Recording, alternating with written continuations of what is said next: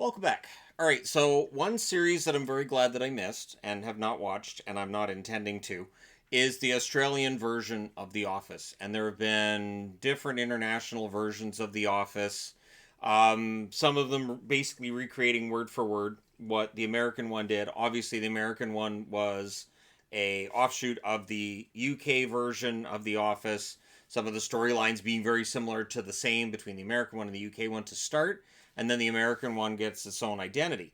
Now, as The Office is now 20 years of age, and in some places it shows its age when I'm rewatching it, although I still like to rewatch it. I was rewatching it just last week, actually. Every now and then I just have this feeling of I need to rewatch The Office.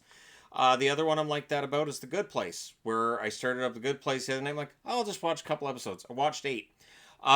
So yeah, because every episode ends on kind of a cliffhanger, and you're like, well, yeah, I love this part. I want to watch this part, and then before you know it, the day's gone. So when I heard that the creator of The Office was working on and bringing out a new show, I had some concerns. And then I saw the trailer for the paper, and it didn't alleviate those concerns entirely. But I'm just going to say that having watched the trailer, I think it's clever. I think it's well written. It does feel like The Office without being a copy of The Office. The characters are not like you're not watching it going, okay, well, there's Phyllis, there's this show's version of Angela, there's this show's version of Roy. Like that's not going on, at least in the trailer, or in the plot, in the pilot, I should say. But there are some really good characters in this show. I think that the leads are well cast, and there's nobody in this that's like a major superstar, and and yet you feel like a couple of them could be. I was very happy to see the actress who played the manager in the most recent season of White Lotus, which was from Italy, that she's in this and she plays kind of a like if there was a Dwight, she'd be the Dwight, but she's not like Dwight. Like it's just different. She's kind of set in her ways, and I think I'm gonna have a lot of fun with the show and with the characters. It was already renewed for a season 2. That's another reason I checked it out. I am so sick of series being released and streaming services going, well, everybody didn't watch it the first weekend, so are we canceling it? Okay, cool. I don't understand. And I think back to plenty of series that started off slowly back in the 80s, maybe the early 90s as well, and they just had to find their audience. Sometimes it took 2 or 3 seasons for a show to find its audience. I do not understand why streaming services won't give shows 2 or 3 years to find an audience. Not only that, but then you have that catalog. So instead of having all these shows that went on for a year, maybe 2, and you canceled it on a cliffhanger, so nobody's going to go back and rewatch it, you can have 3 seasons and have it where it's got this close storyline. And you can go to a producer and everybody that's associated with the show and go, we'll give you one more year and you can wrap it up. I don't understand why they don't do that. Now, before getting into the paper, again, the creator of The Office, who is also writing Upload, I would say that if you've not watched the show Upload, which I'm Canadian, it's on Amazon Prime here. I'm pretty sure it's on Amazon Prime in the States. I'm not sure where else you can find it. Upload is an absolutely fantastic series. And what I like with his writing, and he's also associated with the King of the Hill reboot. So Daniels is pretty good at this. Um, but what I like is that it's not, you're not laughing the whole time. You're not like, oh, this is so, but it's clever. And that's the thing to me is when the humor is clever, it's not stupid. I don't remember any fart jokes, for instance. And you get Bob Vance from Vance Refrigeration, and I thought that was great. Although that made me feel kind of old, seeing what Bob Vance from Vance Refrigeration looked like 20 years later. But it's been 20 years, so yeah, that's kind of how that works. They avoided having like a whole bunch of people from The Office. They avoided showing like highlights from the old series, like, hey, look, remember this? We're gonna do this again.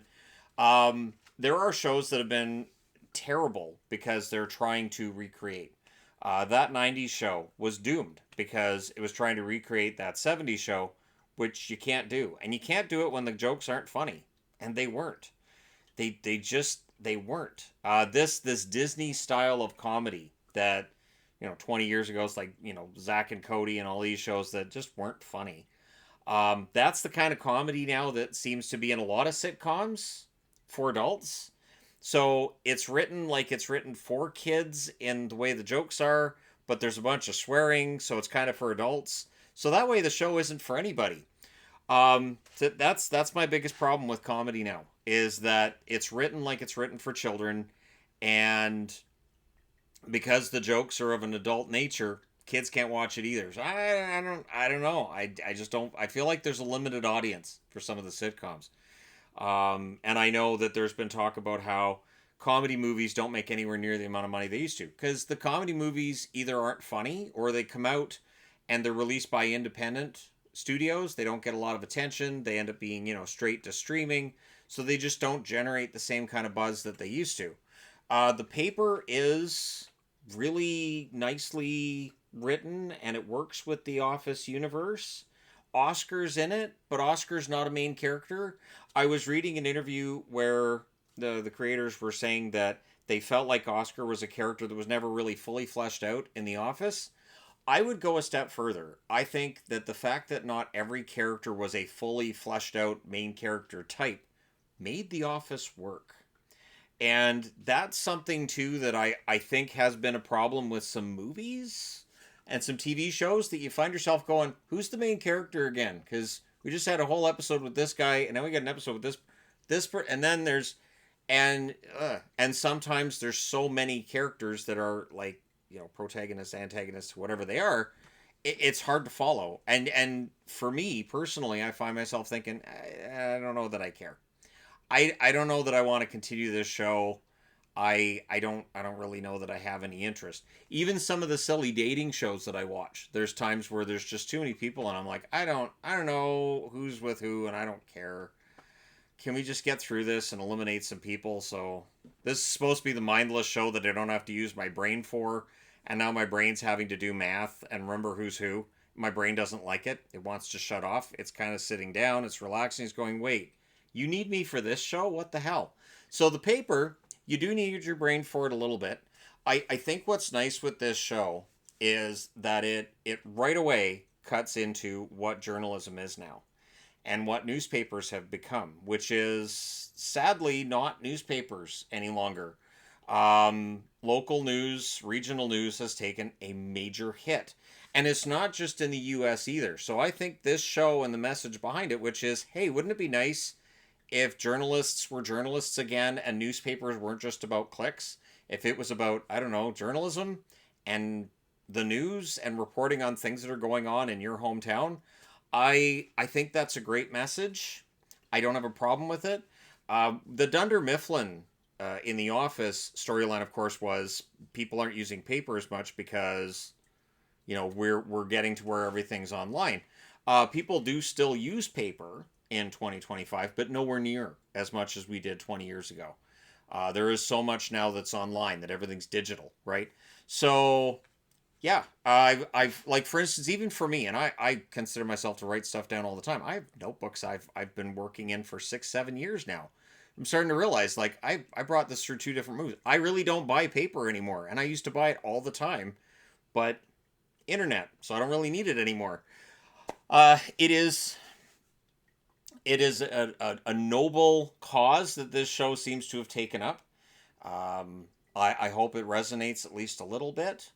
And I agree that the articles you get now, those articles you click on, you go, oh, that's interesting. And you click on it, and it's all just stuffed with ads. Just ads, ads, ads, ads. And you're like, oh my gosh, is there an article in here? And then as you're scrolling, you accidentally click on one of the ads and bing, bing, bing. And you're like, oh no. Oh, what did I do? What did I click on? Oh, now my computer's going to think or my phone's going to think I want that. And I don't want that. Now I'm going to have to block the site.